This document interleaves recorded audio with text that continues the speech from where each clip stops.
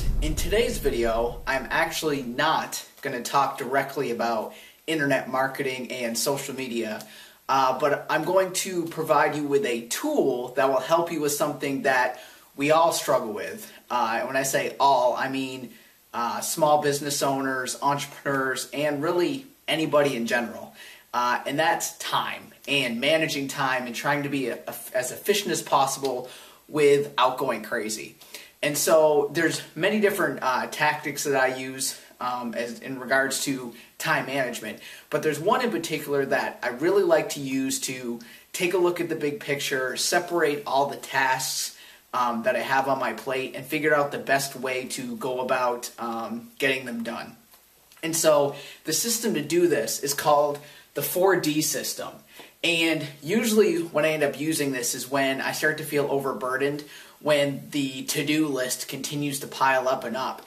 And before I can even dive into one or more of the tasks, I just feel like, I just say to myself, it's time to 4D this. It's time to categorize these things and get them in certain groups so they can be done either as efficiently as possible or maybe not be done at all. So this is a very simple system but it's not always easy, but it is very powerful when you actually take a few minutes to sit down and do it. So the first category here in the 4D system is simply do it.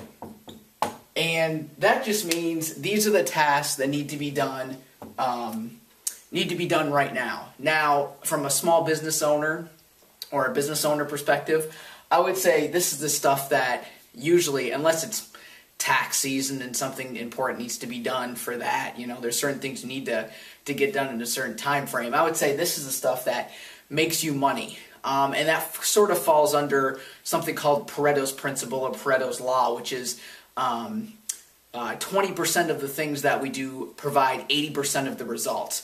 And so it's just having an understanding of what are the few things that you do well in your business that get that 80% results, get 80% of your revenue or income. At the same time, if you're someone who has employees that work for you, which we'll get to in this second step too, these should be the things that you are most good at, you're most effective at, and that you enjoy doing, because as a business owner, if you're only doing the things that you're good at and you're passionate about, you're going to be the most successful in them. So the first one is do it. The second one is delegate it. Now, I know not everybody has people that they can delegate to, especially if you're a startup. If you're starting a business on your own, you're not really big, you may not be able to do this step. At the same time, I will say you may be able to. If you have some extra cash to spend, not enough to hire employees, but maybe get some part-time work or find an intern from a high school or a college, or go on websites such as Elance, where there's contractors that do all different kinds of work.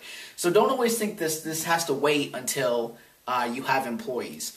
Now, when you're looking at stuff that you should delegate, this should be stuff that tedious tasks, something that doesn't really have a high time value based on like per hour work. So you may need to have some graphic design work done for your website, and it's important, but you're not a graphic designer, or you maybe there's the graphic design work, you could get it done in 4 or 5 hours. Well, instead of wasting 4 or 5 of your precious hours working on one single image, why not spend a few bucks, delegate it to someone else, and conserve that time for the stuff that you're good at and that's most important, the big picture stuff and the actual marketing and running of your business, and then delegating stuff to people with either employees or contractors. So that would be the second category. The third is defer it. A lot of the times, if you really sit down, and this is where this gets most powerful, is when you sit down and you actually look at all the tasks you have in front of you, a lot of the times you'll realize that you don't need to do everything right now. There are items that can be deferred or wait. If they're not something that's going to make you money, or it's not going to be the tax man knocking on your front door or something else critical, and you don't think you can delegate it either because you don't have the people to do it, or you determine that there's more important things that other people should be doing for you, then just make a defer list. And then at some point they will work their way up to delegate, or they'll work their way up to the do it list. And then the final one is simply dump it, which means it'll never get done, or maybe you'll decide to do it months or years from now, but it's not going to be on your defer it list. And this is really critical too, because when you sit down and you start going through this, a lot of the times you'll find at least a couple of items where it's like, I really don't need to do that. I really don't see the value in that right now, especially as you go through do it and delegate it and you have a defer list and you start seeing these lists build up. You realize some of these things are just so much more important than these other items that they don't need to be there. And so just dump them all together. So this is the 4D system. I recommend when you start to feel overburdened, you start to have a huge to-do list build up, you just put this on a whiteboard, put this on a piece of notebook paper, draw these lines down, and just start dropping the tasks in there. And then once you do that, then you can start putting them in the order you would like them to get done, start setting timelines and goals and all that. But this is the first step in the categorizing of your to-do list. So that's it. Thanks, and make it a great day.